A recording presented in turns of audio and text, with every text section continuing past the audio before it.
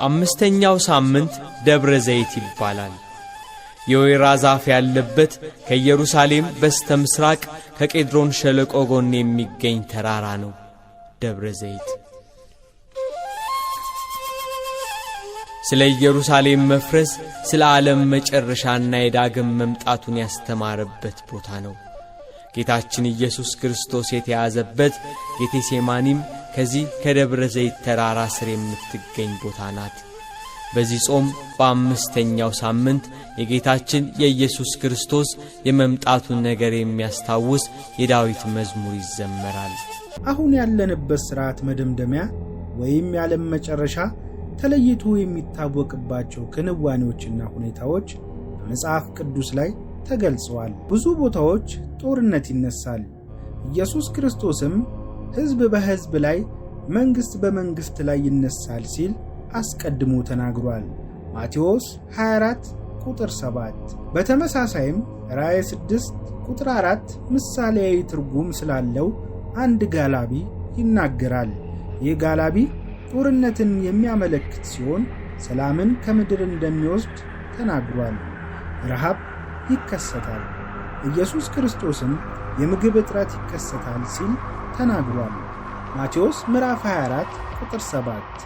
በራእይ መጽሐፍ ላይ ከተገለጹት ምሳሌያዊ ትርጉም ያላቸው ጋላቢዎች አንዱ ረሃብን ያመለክታል።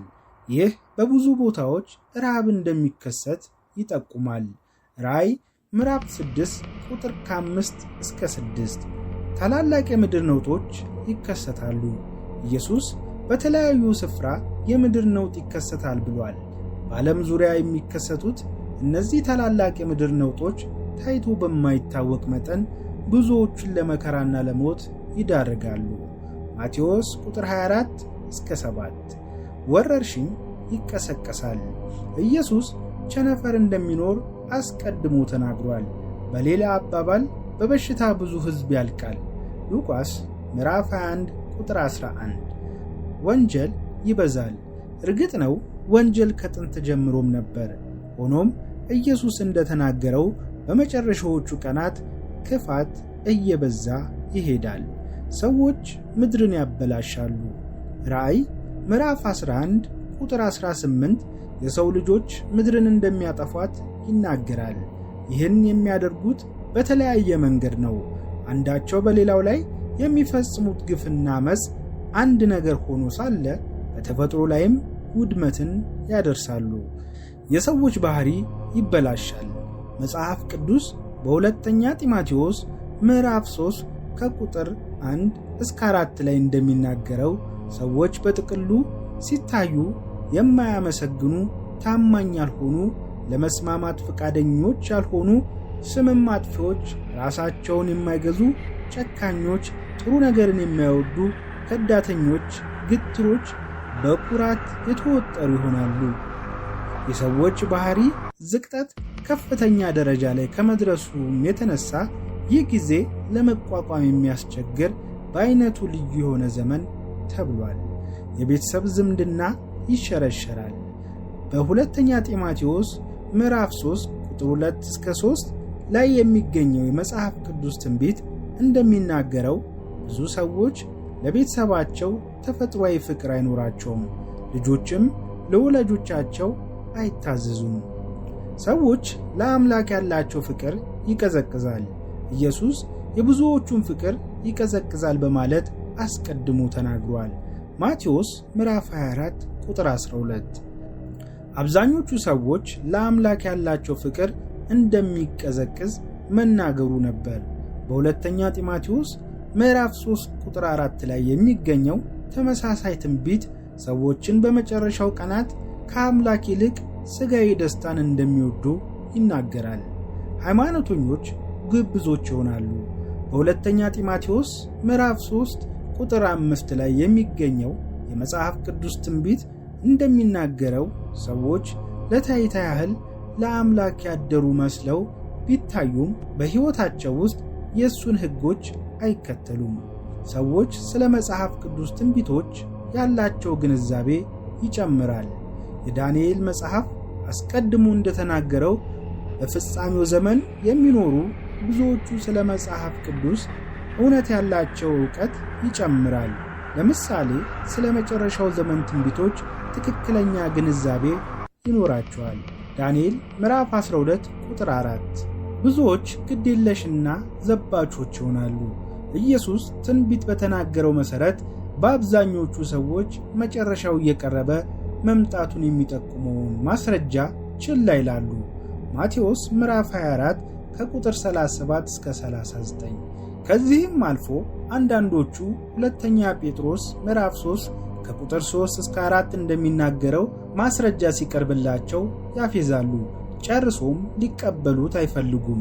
ሁለቱም ትንቢቶች ይፈጸማሉ። ሁሉም ትንቢቶች ይፈጸማሉ።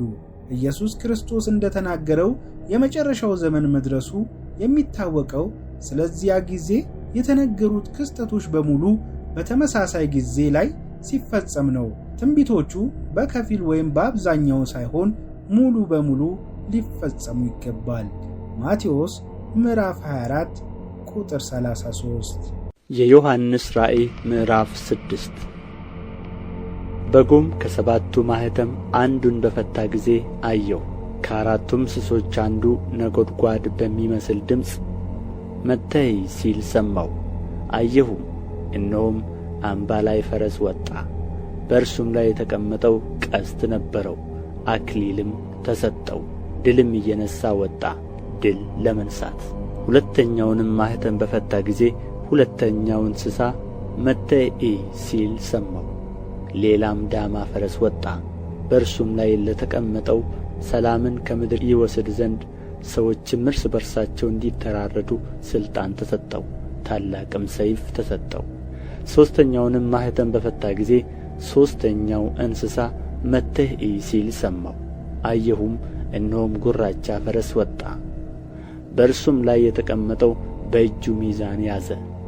በአራቱም እንስሶች መካከል ድምፅ፣ አንድ እርቦ ስንዴ በዲናር፣ 3 እርቦ ገብስም በዲናር፣ ዘይትንና ወይንንም አትጉዳ ሲል ሰማሁ።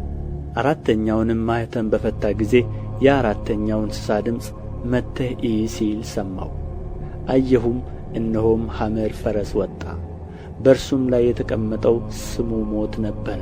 ሲኦልም ተከተለው። በሰይፍና በራብም በሞትም በምድርም አራዊት ይገድሉ ዘንድ ከምድር በአራተኛዋ እጅ ላይ ሥልጣን ተሰጠው።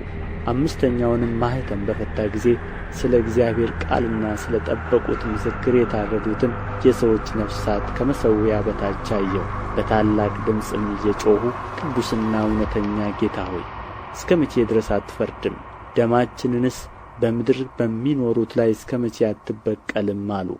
ለእያንዳንዳቸውም ነጭ ልብስ ተሰጣቸው። እንደ እነርሱም ደግሞ ይገደሉ ዘንድ ያላቸው የባሪያዎች ባልንጀራዎቻቸውና የወንድሞቻቸው ቁጥር እስኪፈጸም ድረስ ገና ጥቂት ዘመን እንዲያርፉ ተባለላቸው።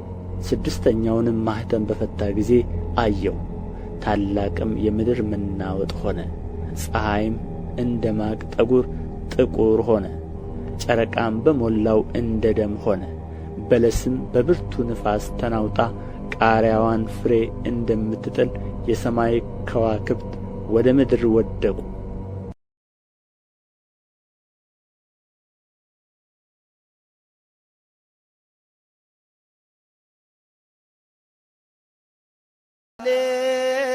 ሃሌሉያ ሃሌሉያ